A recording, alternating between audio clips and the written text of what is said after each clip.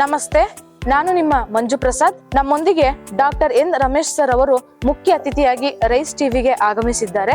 ನಮಸ್ತೆ sir. Sir, ದೇವಸ್ಥಾನವನ್ನ ವರ್ಷಕ್ಕೆ 1 ವಾರ ಮಾತ್ರ ಯಾಕೆ ತೆಗಿತಾರೆ ಸರ್ ವರ್ಷದಲ್ಲಿ? ಮಂಜು ಪ್ರಸಾದ್ ಅಲ್ವಾ? ಮಂಜು, ನಮ್ಮ ದೇಶದಲ್ಲಿ ದೇವಾಲಯಗಳಿದೆ ಅಲ್ಲ, ಪ್ರತಿಯೊಂದು ದೇವಾಲಯಗಳಿಗೂ ತನ್ನದೇ ಆದ ಒಂದು ಧಾರ್ಮಿಕ ಹಿನ್ನೆಲೆ ಇರುತ್ತೆ.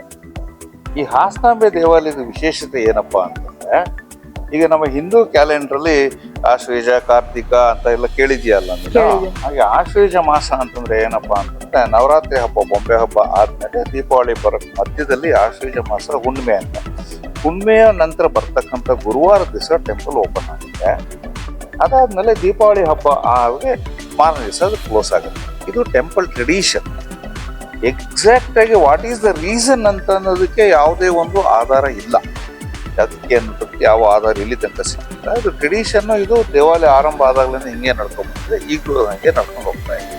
ಧನ್ಯವಾದಗಳು ಸರ್. ಹಾಸನಾಂಬೆ ದೇವಾಲಯದ ಶಿಲ್ಪ ರಚನೆ ಹಾಗೂ ಅದರ ವಾಸ್ತುಶಿಲ್ಪದ ಬಗ್ಗೆ ತಾವೇನ್ ಹೇಳ್ತೀರಿ ಸರ್? ಈ ಹಾಸನಾಂಬೆ ದೇವಾಲಯ ಹೊಯ್ಸಳರ ಕಾಲದ ದೇವಾಲಯ ಆದ್ರೂ ಕೂಡ ಸಂಜೀವ ಕೃಷ್ಣಪ್ಪ ನಾಯಕನ ಸರಳವಾಗಿ ಬಂದಿರತಕ್ಕಂಥ ಒಂದು ದೇವಾಲಯ. ವಾಸ್ತುಶಿಲ್ಪಕ್ಕೆ ಅಲ್ಲಿ ಹೆಚ್ಚಿನ ಮಹತ್ವ ಕೊಟ್ಟಿಲ್ಲ. ವಾಸ್ತುಶಿಲ್ಪ ನೀನ್ ನೋಡ್ಬೇಕು ಅಂತಂದ್ರೆ, ಹೊಯ್ಸಳ ಕಾಲದ ವಾಸ್ತುಶಿಲ್ಪ ಅಂತಂದ್ರೆ ನೀನ್ ನೋಡ್ಬೇಕು ಅಂದ್ರೆ ಬೇಲೂರಿನ ಚೆನ್ನಕೇಶವ, ಹಳೆಬೀಡು, ಅಲ್ಲಿ ವಾಸ್ತುಶಿಲ್ಪಕ್ಕೆ ಹೆಚ್ಚು ಅಂದ್ರೆ ಶಿಲ್ಪಕಲಾ ಸೌಂದರ್ಯಕ್ಕೆ ಹೆಚ್ಚು ಪ್ರಾಶಸ್ತ್ಯ ಕೊಟ್ಟಿದೆ. ಆದ್ರೆ ಇದು ಧಾರ್ಮಿಕವಾಗಿ ಹೆಚ್ಚು ಪ್ರಸಿದ್ಧಿ ಪಡ್ತಿರ್ತಕ್ಕಂಥ ದೇವಾಲಯ. ಅಂದ್ರೆ ವರ್ಷದಲ್ಲಿ ಕೇವಲ 9 ರಿಂದ 15 ದಿವಸ ಮಾತ್ರ ತೆಗೆಯುತ್ತೆ. ಇದು ಒಂದು ಸಪ್ತಮಾತೃಕೆಯರಲ್ಲಿ 3 ದೇವತೆಗಳಿದೆ. ಈ ರೀತಿ ಒಂದು ಈ ದೇವಾಲಯ ಪ್ರಸಿದ್ಧಿ ಹೊಂದಿದೆ.